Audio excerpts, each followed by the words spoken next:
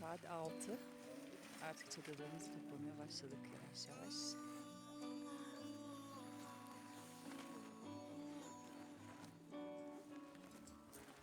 Oo, burada 2 tane çalışkan arkadaşımız var. Vallahi dili. Kalırdı ama ekip arkadaş Sezgin olunca ilk çadırı biz topladık. Aferin. Dilek. Günaydın. Günaydın. Nasıl geçti gece? Gece biraz zor düştük. Üşüdük değil mi? Biraz üşüdük. Daha çatıştık. Burnum da çatıştı. He, bu kadar. Allah'tan nem yok ama. Bahçesinde yaşamak biraz zor oldu. Evet. Katır sesleri geliyordu değil mi? Solukları, nefesleri geliyordu. Oo, aslan kardeşler toplamışlar çadırları yavaş yavaş. Topluk geceye göre 10 derece. Valla. Göle bak, gölü görmedin mi? Aa, göl de olmuş. Ya.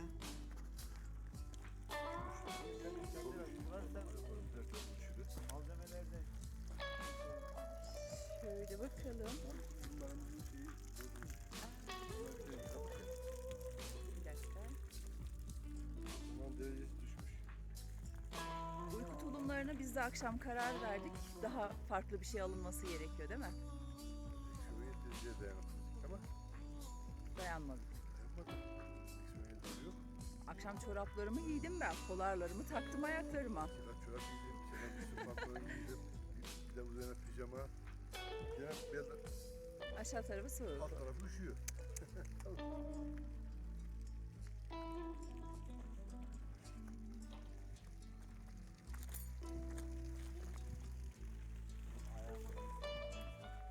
Battal Bey saklandı galiba içeriye.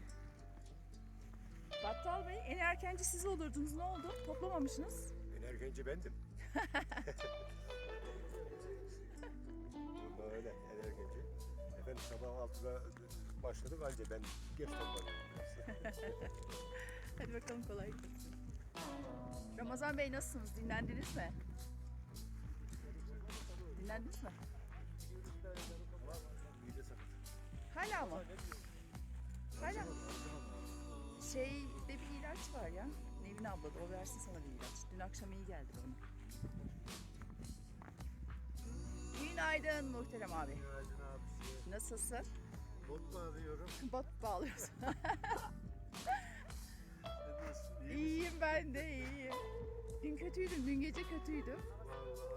Vallahi. Ondan sonra iyiyim ama toparladım şimdi yine sabah sabah. Değil mi? Göz kapakların şişmiş. Çok göl buz tutmuş gördünüz mü? He? Göl buz tutmuş gördünüz mü? Evet. Evet evet. Akan su buz tutmuş, göl buz tutmuş kızlar. Bir bakın.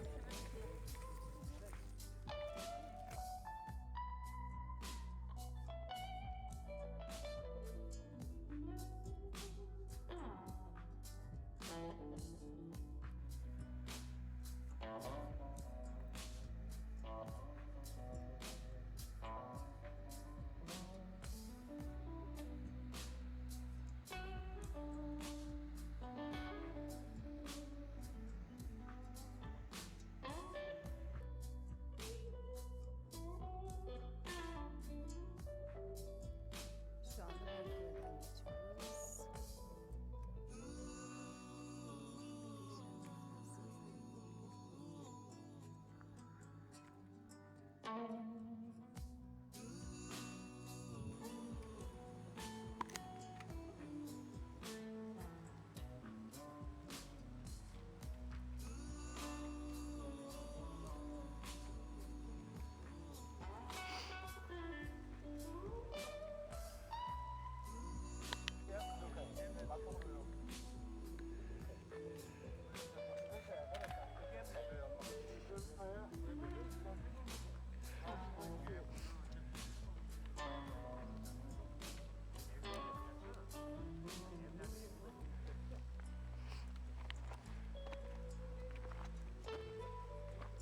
Hülya bu gölün adı ne biliyor musun?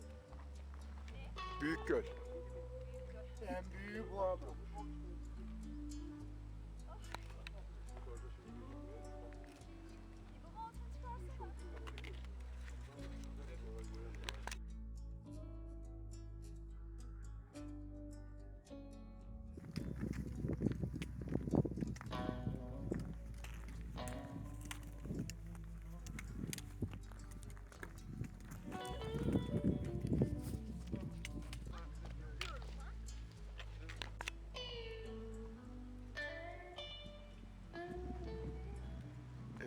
eriyen karların suları böylece aşağılara akıp gidiyor.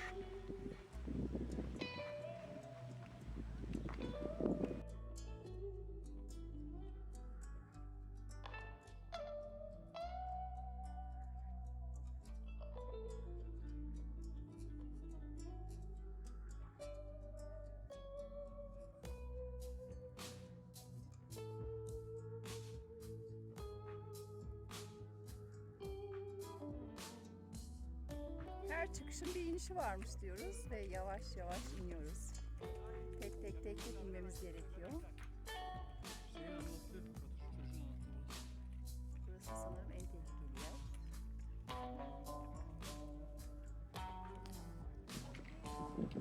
Tamam, nasıl rahatsız?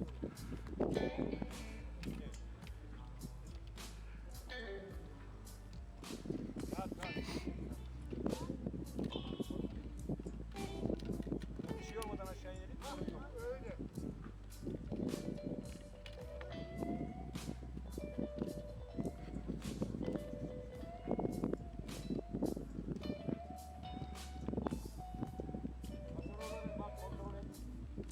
Çıkıştan sonra bugün de hep iniş var. Aşağıya doğru şu anda meyve molasındayız.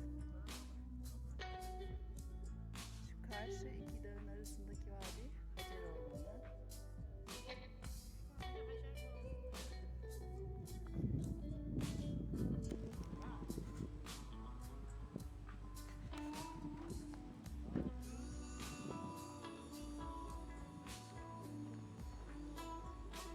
Evet, Hacer Boğazı'na geldik. Karşıda Hacer Boğazı'nın, Hacer ormanlarının ilk ağaçlarını görmeye başladık. Ama göründüğü kadar yakın değil.